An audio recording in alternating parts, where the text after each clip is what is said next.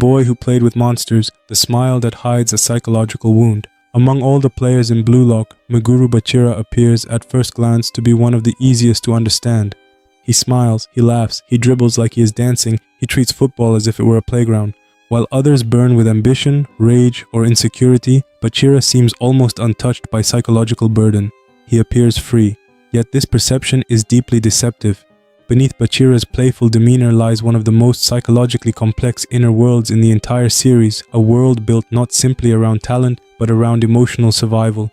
His famous monster is not merely an artistic metaphor, it is a psychological necessity. It is the manifestation of loneliness. It is the voice created when reality became too emotionally empty. It is the companion his mind invented when no one else could understand him. To truly understand Meguru Bachira, one must move beyond football analysis and into the territory of developmental psychology, attachment trauma, dissociation, imagination as defense, and identity formation. Bachira is not simply eccentric, he is psychologically fragmented. And his journey in Blue Lock is not merely about becoming a better striker, it is about learning how to exist without depending on an imaginary emotional structure. His true battle is not against defenders, it is against abandonment, it is against invisibility, it is against the terrifying possibility that without someone to share his football with, he might once again become alone. The origins of the monster, imaginary companions, and emotional survival. Children often create imaginary friends. Psychologists typically interpret this as a normal developmental phenomenon. Imaginary companions can serve many functions: emotional comfort, social rehearsal, creative stimulation, problem-solving assistance, coping with loneliness. For most children, these companions disappear naturally as social bonds strengthen. But Bachira's monster is different. It does not disappear. It evolves. It persists into adolescence. Why? Because Bachira's monster is not ordinary imagination. It is compensatory psychology. It exists because reality failed him. Social isolation and psychological compensation. From childhood, Bachira is portrayed as deeply different. His way of seeing football is unconventional. He does not merely react to the game, he feels it. He senses invisible pathways. He perceives movement as instinct. He plays according to emotional rhythm rather than strategic calculation. To Bachira, football is not structure, it is sensation. This makes him extraordinary. It also makes him alien. Other children cannot understand his style. They cannot follow his decisions. They cannot see what he sees. As a result, Bachira experiences early social rejection. This is crucial. Children build identity through mirroring. According to Donald Winnicott, a child's sense of self develops when others reflect their inner experience back to them. When no one mirrors your emotional reality, confusion emerges. The child begins to ask, "Am I strange? Am I wrong? Does anyone exist who can understand me?" For Bachira, this absence of psychological mirroring creates profound loneliness, and so his mind creates a solution. The monster as projection. What is projection? In psychoanalytic psychology, projection is a defense mechanism in which internal feelings are externalized. Something inside the self is perceived as existing outside the self. Usually this applies to fear or unwanted impulses, but Bachira's projection is different. He projects possibility, he projects connection, he projects ideal companionship. The monster is not merely an imaginary being, it is the externalized form of Bachira's deepest desire. To find someone who sees football the way he does. The monster becomes proof that he is not alone. It validates his perception. It tells him, "You are not crazy. Someone else exists like you, even if that someone is imaginary." The monster as internalized talent ideal. The monster also represents another psychological function, idealization. Bachira admires extraordinary football. He worships instinctual genius. The monster embodies perfect football intuition.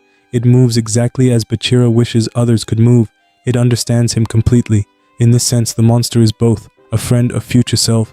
It is companionship. It is aspiration. It is both emotional and developmental. Psychologically, this makes the monster a transitional object. Like a child's blanket or favorite toy, it mediates between loneliness and independence. But unlike a toy, Bachira's monster becomes part of his identity, and that creates danger, anxious, preoccupied attachment, fear of being left alone.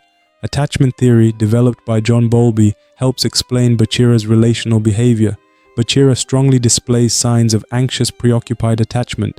Characteristics include fear of abandonment, strong dependency on emotional connection, hyper-awareness of relational distance, seeking validation through closeness, difficulty functioning independently when attachment feels threatened. When Bachira meets Yoichi Isagi, something dramatic happens. For the first time, he senses another person who might understand his football mind. Isagi can hear the monster, or at least he can follow it. To Bachira, This is revolutionary. It is not merely friendship, it is rescue. Why Bachira clings to Isagi. Many interpret Bachira's attachment to Isagi as simple admiration. It is much deeper than that. Isagi represents validation, safety, recognition, shared perception, emotional continuity. For someone with anxious attachment, such a person becomes psychologically indispensable. Bachira does not simply enjoy playing with Isagi. He needs Isagi. Without him, old loneliness threatens to return. This is why Bachira appears so emotionally attached so quickly. He has finally found what he spent his childhood imagining. The monster may no longer need to be imaginary. It might now exist in another person, and Bachira desperately wants that to be true. Schizotypy or healthy eccentricity, understanding schizotypal traits. Bachira's behavior often raises fascinating psychological questions. He talks about invisible monsters. He interprets football through emotional imagery. He trusts intuition over explicit logic. These resemble traits associated with schizotypy, a spectrum involving magical thinking, unusual perceptual experiences, odd beliefs, creative cognition, pattern over detection. But Bachira is not psychotic. He understands reality.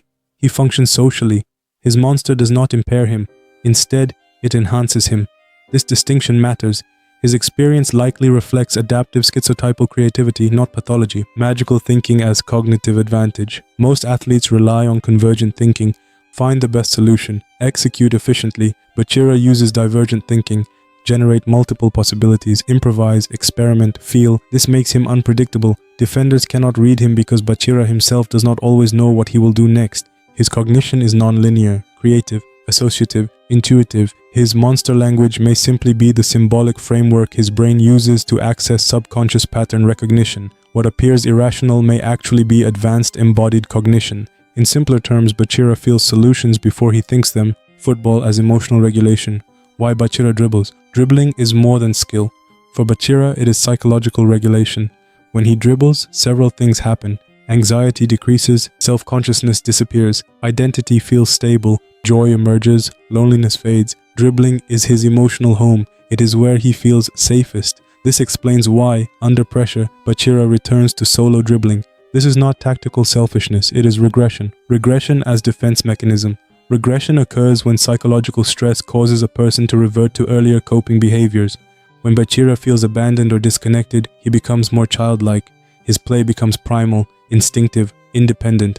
He stops coordinating, he retreats inward. Why? Because solo dribbling was his childhood refuge. Before Isagi, before connection, before hope. When social bonds fail, Bachira returns to the only thing that never betrayed him. The ball, the fragility of shared joy. Autotelic personality.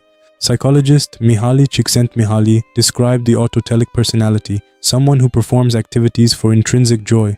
Bachira embodies this perfectly. He does not initially play for fame, or victory, or ego. He plays because football itself is happiness. He enters flow naturally, but there is a hidden weakness. His joy depends on sharing. His flow is relational. He wants someone to dance with. That dependency makes his happiness fragile. If his partner disappears, what remains? The fear beneath the smile. This is Bachira's central psychological conflict. Not ambition, not superiority, but this question: can I still love football if I am alone? Everything in his character revolves around this fear. The monster was created to answer yes. Isagi temporarily answered yes, but eventually Bachira must answer it himself. And that journey from dependency to self-sufficiency is what makes his character one of Blue Lock's most psychologically profound. The child who refused to be alone. Meguru Bachira is often mistaken for chaos, for whimsy, for eccentric genius. But beneath that lies a child who built an entire emotional architecture to survive isolation. The monster was never madness. It was protection. It was imagination used as emotional medicine. It was the bridge between loneliness and belonging. But bridges are not homes. Eventually, Bachira must learn to stand without it, to play without needing someone else to validate his existence, to become his own companion, to stop searching for the monster in others. And that transformation from anxious attachment to independent identity is where his true evolution begins. Killing the monster, the pain of being left behind. For most characters in Blue Lock, growth emerges through competition. For Meguru Bachira, growth emerges through emotional rupture. His breakthrough does not begin with ambition, it begins with loss. The psychological turning point of Bachira's story is not his victory, it is his abandonment, or rather what feels like abandonment. When Yoichi Isagi begins evolving beyond Bachira's emotional orbit, something inside Bachira fractures. For much of the story, Bachira believed he had finally found what his childhood self desperately longed for: a companion who could hear the same rhythm, a person who could see the same monster, a partner who could make his internal world feel real. But then something terrifying happens. Isagi stops needing him, and psychologically, this reactivates Bachira's oldest wound. The fear is not simply, "I'm being outplayed." The fear is, "I am becoming invisible again."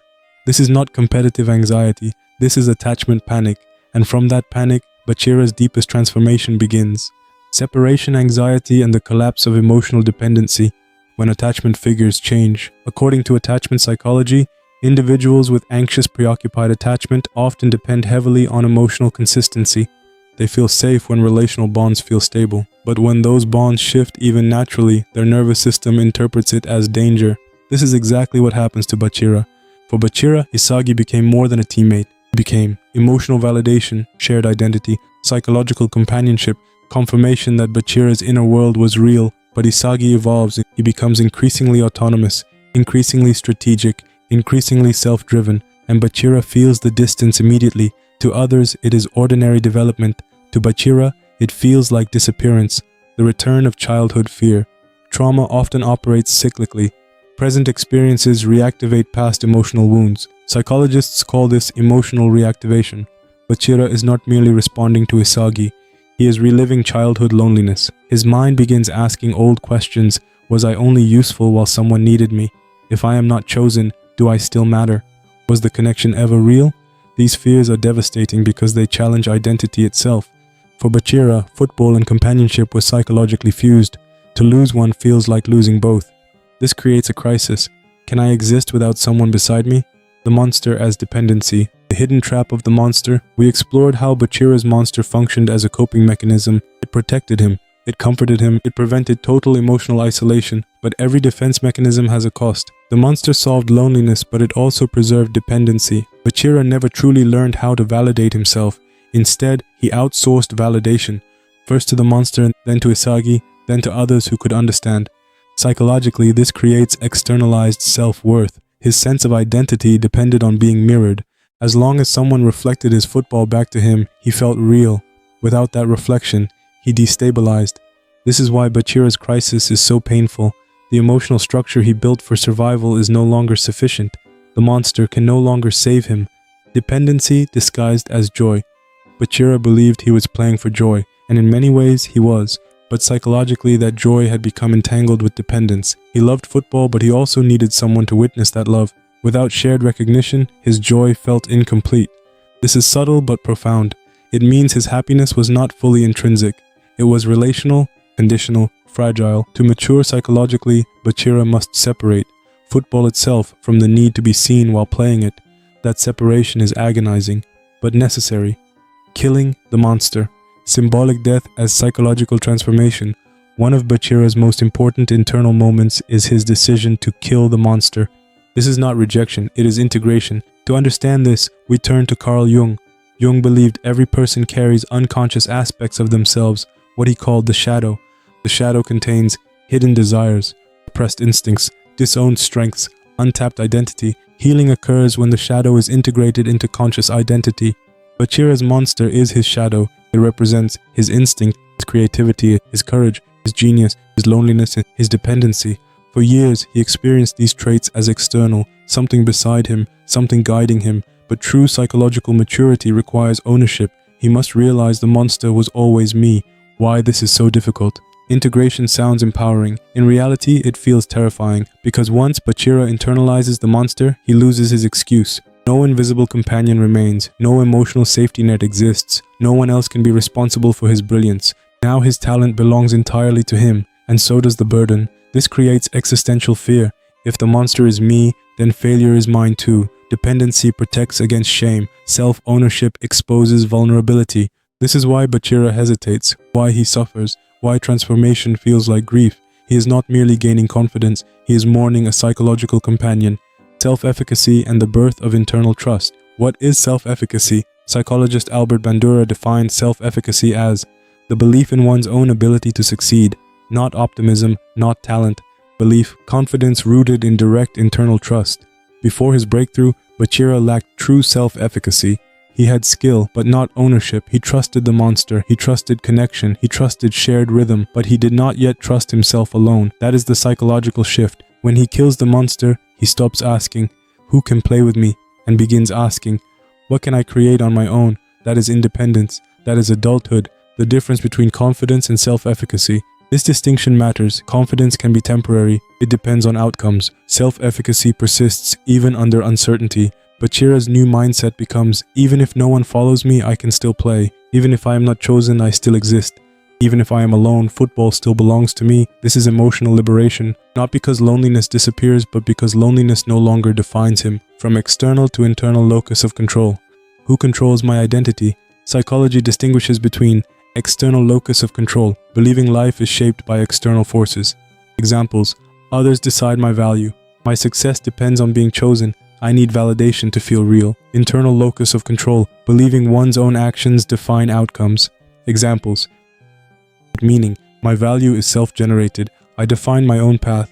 For much of Blue Lock, Bachira operates externally. He searches for the monster in others. He seeks players who can complete his internal world. But during his awakening, this changes. He chooses authenticity over acceptance. This is crucial. He essentially says, even if no one plays with me, I will still play my way. This is the birth of ego, not arrogance, identity, the courage to be discarded, authenticity and existential freedom. One of Bachira's most psychologically mature realizations is this: it is better to be abandoned while being true to myself than accepted while betraying myself. This is existential courage. Philosophers like Søren Kierkegaard and Jean-Paul Sartre argued that authentic life requires embracing uncertainty. Bachira finally does this. He stops modifying himself to maintain connection. He stops chasing others. He stops asking to be understood. Instead, he simply plays. For himself, for joy, for truth. This is self-actualization, the rebirth of joy, autotelic flow restored. Earlier, Bachira's joy depended on companionship. Now something changes. His joy becomes self-sustaining. He enters flow not because someone shares his rhythm, but because he is the rhythm. This is the purest form of Mihaly Csikszentmihalyi's flow state. The activity becomes enough. No witness required, no validation needed. Football becomes intimate again, personal, sacred. He has returned to his inner child, but now without fear, without loneliness, without the monster. This is not regression, it is integration. The day Bachira became his own companion, Meguru Bachira's psychological breakthrough is not about defeating others. It is about releasing emotional dependency. For years, he searched for someone who could complete his inner world, someone who could hear the monster, someone who could prove he was not alone. But true healing required a harder truth. He was never incomplete. The monster was never outside him. It was his own hidden strength, his own hidden voice, his own hidden courage. By killing the monster, Bachira does not lose himself. He finds himself, and in doing so, he transforms from a child afraid of abandonment into a player capable of solitude, not lonely, not dependent, simply free.